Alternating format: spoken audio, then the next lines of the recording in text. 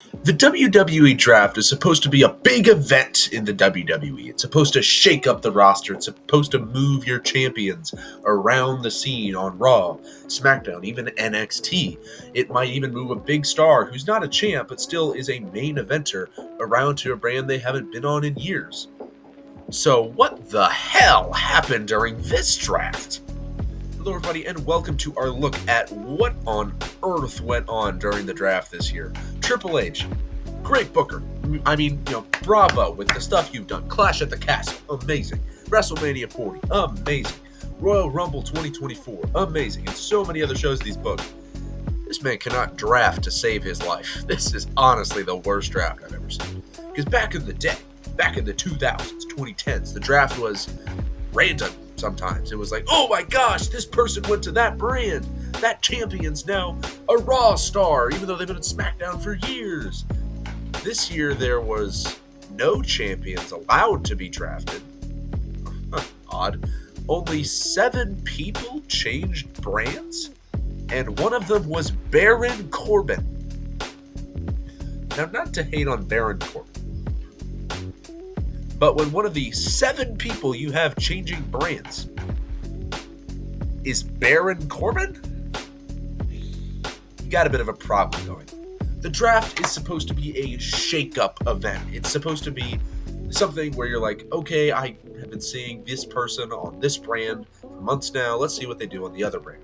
For example, going into this draft, a lot of people wanted to see L.A. Knight. Yeah, move over to Raw so that he could challenge someone like Damian Priest for the World Heavyweight title, or maybe even Logan Paul, depending on how the titles changed hands. Because at the time, people were thinking, oh, Logan's probably going to go to Raw, and that way Sami can go to SmackDown, right?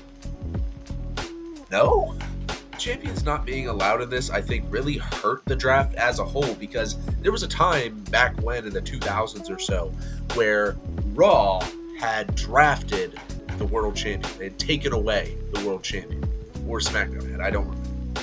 So there was a battle royal on SmackDown to determine who the new world champion would be. There was a whole new world title design and everything. JBL wins, he's ready to get the title. But Batista can't happen anymore because there's no title drafting going on. Now, I think there were some notable things that happened during this draft. If we look at the draft, people like Jey Uso and Seth stayed on Raw, while Bianca, the Bloodline, and AJ stayed on SmackDown. But I have a list here of every person drafted. Every single one. As I said earlier, there were 7 changes.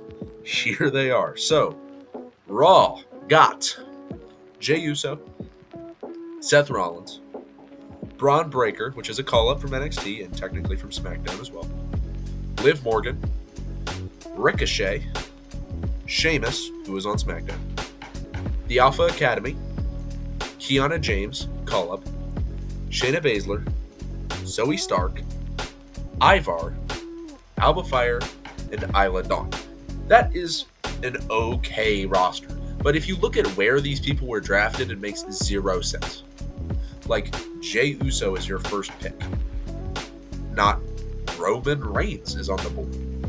LA is on the board. The Bloodline is on the board. Screw it. Mello is on the board. Baron Corbin is on the board, and you don't draft him? Disappointing effort here by Raw.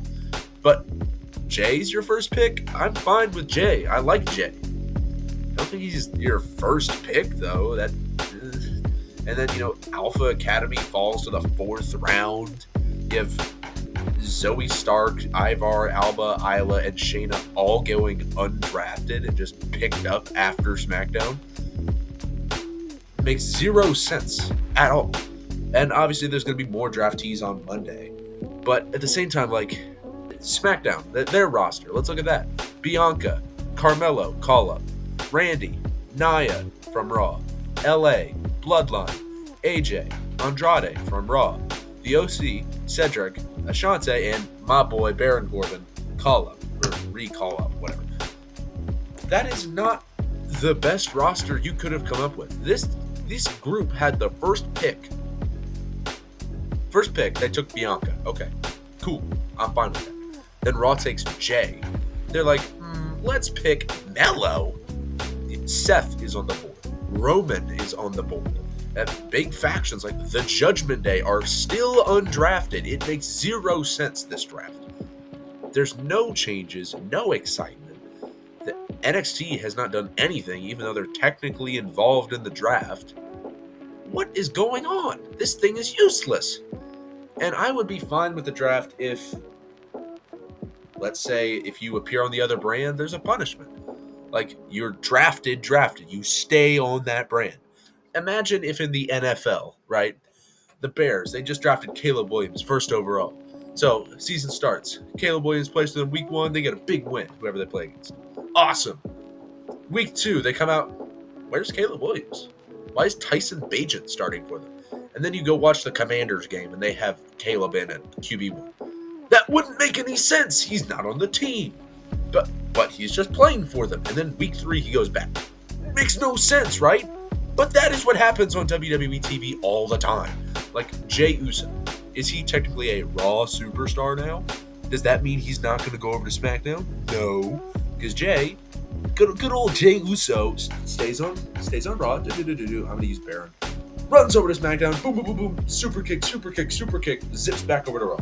Raw. SmackDown. Raw. He goes everywhere. The draft means nothing. It means absolutely nothing. The only excitement about the draft is call-ups and maybe what the order of the picks is. Otherwise, there's nothing. Because there's never any surprise returns. No one really changes brands that's that important. Like, I'm not saying Braun or Sheamus isn't that important. But I'm like, cool. Braun Breakers on Raw. Woo! They broke up the Wolf Dogs for whatever reason. You know, obviously Braun's on Raw and Aaron's on SmackDown. And Randy's still on SmackDown to have a mysterious feud with the Bloodline plus Logan Paul plus Kevin Owens. The Bloodline is still on SmackDown, which is really boring. Technically, they never drafted Roman. They didn't draft Roman. They drafted Solo, Tama Tonga, and Paul. Not Roman, not Jimmy. Those 3. The new blood line. NWO for life. But what on earth is this? Bad. That's what it is. There's like one way I would be cool with this draft happening. I think the last day of the draft is Tuesday when NXT has their section. So, best way to save this draft on NXT, somebody makes an executive decision and says, you know what? Every single roster is switched. Go. Like, every single pick. Everybody who got drafted to Raw, SmackDown. Everybody who got drafted to SmackDown, Raw. Would be awesome, if I'm being honest. But I know that's not going to happen. What do you think about the draft? Leave it down in the comments below. I think it's terrible. I think there's no reason to do it if you're not going to have them stay on one team. Back to my Caleb Williams equivalent. It doesn't make sense if he goes to play for the New York Jets in week 5. Because he's not on the New York Jets. He's on the Chicago Bears. 0 sense. 0 use coming from this. Anyways, what do you think? Make sure to leave it down in the comments below. Do you like the draft? Do you dislike the draft like me? Whatever. Leave a like, subscribe, make sure to have a good day, good evening, good night, good morning, good dawn, good dusk, go whatever. Make sure to watch any former or future content, and goodbye.